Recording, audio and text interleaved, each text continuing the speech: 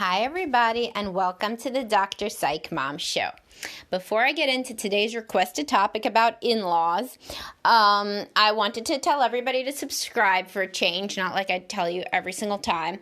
I'm going to be doing something newer and putting a lot of the old episodes onto subscription only because obviously you've had a chance to hear them by now, but if you haven't, you want to go back, that would be a reason to subscribe, or if you didn't get to all of them. And of course, there's a whole bunch on there with sex, parenting, empathy, narcissism, just everything. And, of course, oral sex on women. Got to mention that one every time because it's a big draw. Okay, so today we're going to talk about in-laws from hell, as somebody put it, that requested this topic. Now, I'm going to say something that, whatever, if it's controversial, it can't be controversial. It's like God's honest truth. The in-laws are not the problem. I tell this to people constantly. It's always true when they think about it. The in-laws are not the problem. How could these crazy people be the problem? They're just some crazy people. What the problem is how your partner handles the in-laws. That's the problem. That's super liberating because you can just look at these people as some wacky people. And then you can go to actually solving what you can solve. You can't change them. You can't do shit about them. They are old. They're not changing. Trust me, you've tried. And nothing's going to change them. So what you can change, though, if you're in a committed relationship with somebody who wants to make it work with you, is how you and your spouse handle their parents. This is transformative. So what does this mean? This means that you change how you think about them, how you talk about them, and the boundaries you have around them. And maybe you even work in couples counseling about how to incorporate them in a way that can work for your family. And the spouse may even want to do individual therapy about why they have found it so difficult in the past to be in the middle, as they may say, between you and their parents. This is always a problem. Never have I had anybody come into therapy that's like, my husband and I totally agree that his family's batshit crazy, but we are here in couples counseling to tell you funny stories about it. Because that is literally why they would be there if their husband or wife agrees. Here's what they say. My in-laws are the problem. They are intrusive. They are terrible. They never understand what I'm trying to say. They go against me at all turns. Do you know that I told them what I was going to get the kid for his birthday and they got it first? Can you even imagine? They're so horrible. And then almost as an afterthought, and we fight about his parents all the time. So what are you fighting about? You laid out a pretty good case. They seem crazy. Oh, what you're fighting about is that there's a whole other side to it. So then the partner will say, my parents mean well, they're well-intentioned, maybe they have some tendencies to be self-absorbed, but honestly, it's not like what she says. They mean well. That birthday thing was a miscommunication. And really what I want to be able to do is just live life peacefully with my family being involved, but she seems to have a vendetta against them. So that's a different story, right? So what is the problem there? The problem is that the couple did not come up with a coherent narrative of one person's parents, or possibly both person's parents, because then this can get very spiteful where one person's like, yeah, you think my parents are crazy? Your parents are crazy. Let me enumerate the reasons that your parents are crazier than my parents. And that, of course, is a road to hell, right? With this competition over whose parents are crazier. If there's going to be any such competition that makes you bond, by the way, it's whose parents are crazier. Each person's trying to say, mine are crazier. Listen to this nutso story from my upbringing. That could actually be something that brings people closer together. Speaking of which, I'm actually running group therapy online for people in a bunch of states that there's a licensing agreement about. So I can actually link to that because it's relevant. Adult children of dysfunctional families, because and that's going to start next Friday, May 6th, if you want to join that. Just click on the link and see if you're in a state where you could join that. That is not free. That's group therapy. But see if you can come to that because of an interesting thing that I'm going to talk about, which is if your parents are dysfunctional and you've set boundaries with them, frequently that makes you even more angry when your partner does not set boundaries with their dysfunctional family. So it's not just people that are like, oh, my parents are so great and your parents are so crazy. It's people that are like, yeah, my parents are crazy. I can see that they're crazy and I've set boundaries. Why can't you see the same? So it's always, when there's in-law problems, always a problem between the spouses that have not developed a consistent, healthy, and by healthy, I mean like a compromise or something that appeals to both people. I don't mean there's any one particular way to deal with in-laws, but they have not arrived at something that's healthy for the relationship where they agree. It's much like parenting problems. So it's funny, like, could you imagine somebody coming in to therapy being like, my kid is a fucking asshole, but my husband insists on saying that my kid has good intentions. Can you explain to my husband that my kid is actually truly an asshole and that he has no good intentions at all and that my kid is in fact the problem? That is insane, right? There's no kid that is just the problem. I mean, some kids can be assholes, but they are not the problem. There's like a lot of stuff going on there. It's the exact same thing when somebody comes in and is like, can you tell my husband his parents are just literally crazy? No, I can't, because first of all, that is subjective. And second of all, this is extremely hurtful for many reasons that I've explained. A lot of people have a lot of loyalty to their dysfunctional family of origin because it's their only family. And frequently they feel that at least one parent did not get a fair shake and they feel very bad for this parent's life. So if, let's say, a man grows up, his father has horrible anger issues, this is common, and the mother, he feels, is walking on eggshells around the father for his whole childhood, and the mother's life was really garbage. He feels because of the father, he has a lot of anger toward the father, but he very much wants the mother to be involved in the life of the grandkids, whereas the wife says, your parents are nuts, they keep fighting even in front of the kids. Your father treats your mother like shit. I don't want our kids to hear that. And your mother, by the way, is queen of passive aggressive and being a professional victim, and I can't stand her. She's not nice to me. She's jealous of my relationship with you, and it's real messed up, right? This is not an uncommon dynamic. But the man feels a loyalty to his mother. So they're not on the same page at all. So when you start in some arguments, many arguments by the time I get to see them in couples counseling, become what we call polarized. So each person is in a different corner and they used to be closer together on a spectrum, like on a spectrum of 0 to 10, the guy, if 0 is my mother is terrible and 10 is my mother is wonderful, the guy used to be maybe like, a 7, and his wife, when they started dating, she thought, she was like a 5 about the mother. Over time, she's gotten to a 0. She thinks that the mother is Satan herself, and the guy is a 10. His mother should be canonized any day now. And so that isn't really what they even think. But they've just been reacting to each other in this vicious feedback loop where they become increasingly detached from one another's position, and they're almost caricatures. So she'll be like, your mother is the worst person in the world, and he'll be like, nah, actually my mother's the best person in the world. And it isn't real. Neither of them even thinks what they're saying, but to compensate for the other person's extreme position, they have developed an equivalently extreme position on the other side of the spectrum. It's called polarization. And when that happens in arguments, people get very stuck in their opposite corners, and they need to be brought back, gently to the middle where they can say, actually, we both agree on some things. Your mother has some positive traits and some negative traits, which is obviously true, for like all people.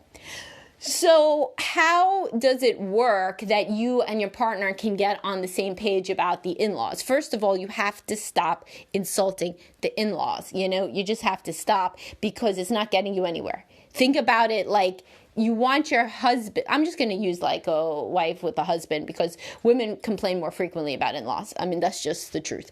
So you want your husband to be a good dad, right? You want him to be loyal to the kids. How then could he not be loyal to his own parents, right? I mean, how could he how could he really be a good family-oriented man like you want, while he also cuts out his own family completely and has zero empathy for any of them. Like that's very difficult, and it kind of is irrational. So what you want to do is stop the shit talk about the family if you're doing it, and actually say what you feel deeply, which is always about how your spouse handles his parents. So you might say something like this, which is a very common feeling, a more vulnerable feeling, so it's harder for people to say than go on a rampage against the in-laws. You might say, it makes me sad that you seem to take your mother's side over mine when we have arguments. And you seem to always defend her, but you don't defend me, so I guess I've gotten very angry at her. But in reality, some of the issue is that I wish that you felt closer to me and more on the same page with me and free to say that, you know? And that is something that the man can actually work with. So he could be like, I mean, you know, most guys in this situation are going to be defensive. This is already a sensitive topic. They're going to be like, what do you mean? I never do that. So already we're starting off well, but very common. So then you could say, well, for example, my mother said, you know, we always had ham at Christmas. I don't understand this turkey stuff. And you said, yeah, I miss the ham. And that made me feel real bad. So in like those situations, I wish you would be like, well, you know, Mary's a great cook and whatever she wants to cook is always delicious. Mary being the wife in this hypothetical. So you see the difference there, you know, obviously. And the man now has an actual concrete example, something to work on. Very few men are going to say, I refuse ever to say that you're a good cook to my mother. I mean, like, that's a man who wants a divorce. So give it to him, right? You never have to see the mother-in-law, 2 birds, 1 stone. But the point is, most men will not say that. They'll be like, all right, but I mean, and this is the truth, they will say, if they're smart and they're introspective, they'll say, what I'm scared about is I'm not going to remember to do that, and I'm not going to know when those things are happening, like I never do in the moment, and you're just going to get mad at me, and then you're going to say, we can't see my mother anymore. And then what you could say is, and this is why people go to counseling, right, so they don't have to remember all these steps, what you could say is, okay, well, I'm going to like give you like a code word or a signal, or I'm just going to text you because we're in the age of smartphones. And at that point, I'd like you to say something positive that's on my side. You don't have to shit talk your mother. I just literally want to feel like you care about me and what I want, and that you're not embarrassed to be on my side. Because honestly, a lot of the in-laws that people have trouble with are people who struggle with narcissistic or borderline traits. And they really do like to be the center of attention. So over time, the adult child, your partner, has learned to put this parent as the center of attention if they don't want trouble. That was a very adaptive way to live in their childhood, but it is a less adaptive way in their marriage, and maybe, in fact, decreasing the likelihood of the marriage succeeding. So they're doing something that used to make sense when they were a kid. They still remember how to do it, so they lapse into it when the parent is around. But with work, they don't have to do that. You have no idea how many of these would be resolved, these problems, if the person whose parents are the quote-unquote problem were just more affectionate, loving, and positive about their spouse in front of the parents. It's interesting, too, because then they could see in real time the parent may just completely decompensate, you know? So, like, there are parents that are so off the wall and have so much, they're so high on their insecurity levels and their borderline or narcissistic traits that if the guy says, well, actually, Mary's a great cook and I love her turkey, they'll really turn around and be like, well, I hate her turkey. Like, they won't be able to stop themselves. And at the moment that your mother says that she hates your wife's turkey, even a blind man may be able to say, okay, let's not say anything like that. That was pretty rude. Or even if they don't have the balls to say it to their mother right then, after the mother leaves, they may turn around and be like, whoa, I didn't think she would go that far. That was pretty nuts. And then voila, the couple is on the same side. So let's say that you feel like your parent is so crazy, you're maybe starting therapy soon, or you're too scared to start therapy about your family of origin stuff, but you tell yourself it's because you're a private person or you're so busy or whatever excuse you make, and so you just can't even imagine calling your parent out in any way. Is there a way then to still get closer and to resolve any of these problems? So now I'm addressing the person with the in-law who is with the parent who is the problem. Yeah, you can literally just try to look at any of the stuff that your spouse says about your parents that you actually kind of agree with without coming at it from a defensive mode. So like so that thing happens with the turkey, right? And you can't bring yourself to confront your mother. When she leaves, your wife is going to burst into tears and be like, I can't believe that she insulted my food. I can't believe what a bitch she is. Oh my God, I never did anything to her but nice. I mean, like this can get a little bit extreme and not the real truth, but whatever, and you can actually just agree. You could just be like, you could pick what you agree from what your wife is saying and be like, yeah, that was completely out of line what my mother said about the turkey. Unbelievable. I was shocked, right? Right away, your wife is going to look up at you differently. Right away, she's going to start the process of calming down. Now, many men, they fuck up right there. And they're like, but she's not a bad person, so I want her to be continued to come to all our holidays. What are you saying? You almost were being empathic, and then you stopped. So you just literally keep saying that same thing. She's going to be like, and this is why I hate her because of this. And you'd be like, yeah, man, that comment about the turkey, that was unbelievable. And then she's going to be like, I know. And it reminds me of this. Don't you think that your mother can be really self-absorbed? And you're like, man, she has her moments. I mean, what kind of in-law that sparks animosity in a partner doesn't have their moments of being self-centered? I've never met one. So there are certainly ways to empathize with your spouse's experience vis-a-vis your parents if and only if you can prioritize the marriage over your relationship with your parents. This doesn't mean you shit on the relationship with your parents or you don't respect them anymore. It means that you are literally in your mind placing the marriage and its sanctity and its happiness as the paramount priority in your mind, which is where it needs to be. And the relationship with your parents can be right under that. Similar to how I say to put the marriage first and the catering to your children's every whim second, because if the marriage doesn't work, none of this works. The whole family, like your mother, she can keep doing whatever she's doing. But if your wife leaves you, your life's going to get a lot harder. If you actually do want to divorce one another over the in-law issue, there is also the fact of you are always going to have to keep on hearing your kids talk about these in-laws. They're going to be seeing the in-laws even more after the divorce. So it's better to work on this stuff now and getting on the same page about not villainizing them, but also trying to understand how to set boundaries. So if you are an expert level and up to where you really even want to set boundaries, you can talk about that with your spouse and they'll be very happy to do so. Any win, any little bit that you set a boundary, that is going to make your marriage better. So you could, even if, let's say, you always pick up the phone from your alcoholic mother constantly, you could say to your spouse, you know what, I see that talking to my mother all the time causes conflict here. It probably puts me in a bad mood. And so I don't think I'm going to pick up after 8 o'clock. All right. So your spouse will be like, really? You're not? And you'd be like, no, I'm not. It's really our marriage comes first.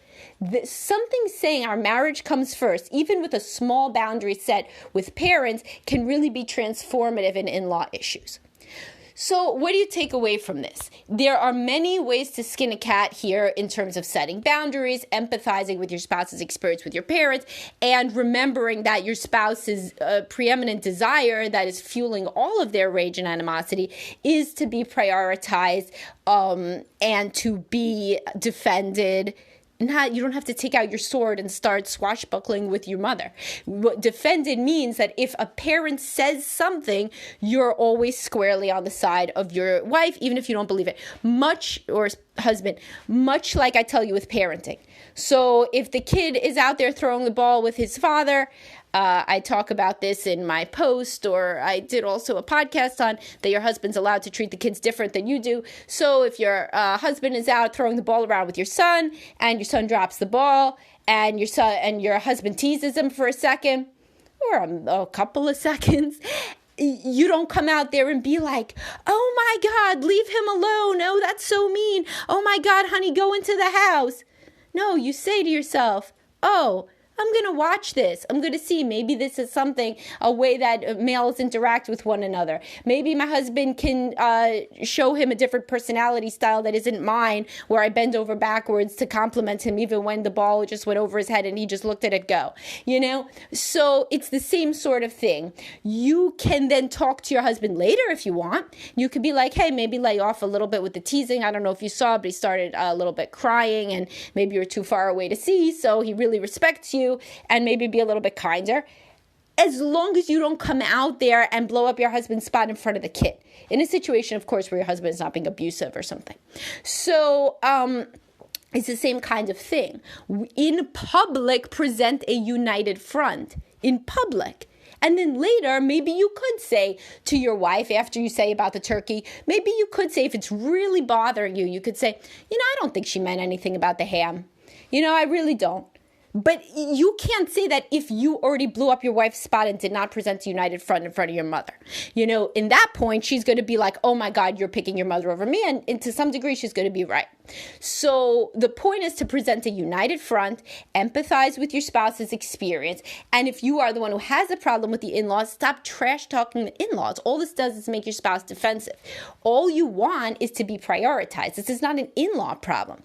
There's people with batshit crazy in-laws and parents of their own, and both spouses bond over how crazy the parents are. Both of them are on the same page as our parents are difficult. We need to set some sort of boundaries.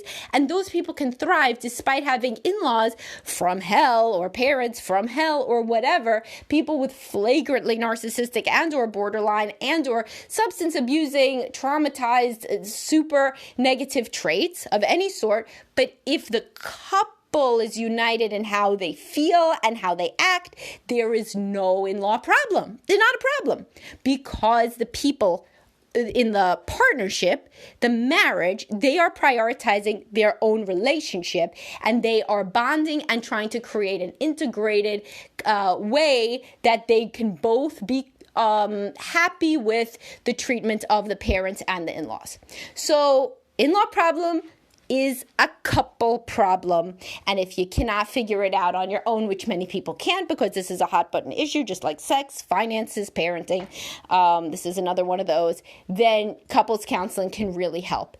And if you really can't tolerate hearing anything negative about your parents at all, then individual therapy can help, because usually the less you could tolerate hearing negativity about them, the worse they are, because the more shame you have and the worse you feel listening to things are true, and it's you have even more shame when something is right. If you had really such a wonderful upbringing, then you would be able to tolerate your wife saying anything, because you'd be like, well, that's obviously wrong. This must be a her problem. Gee, I wonder if she feels bad about her parenting or something, but if something's true, then people can really lash out. So if you think even at some level that might apply to you and how you handle comments about your parents, then therapy could be useful. Of course, unless there's always just constant rants that are just like literal, like unmitigated hostility and name calling towards your parents, which nobody would like. All right, so hope you guys got something out of this, and please do subscribe so that you can hear everything else, and I will talk to y'all soon. Have a great day.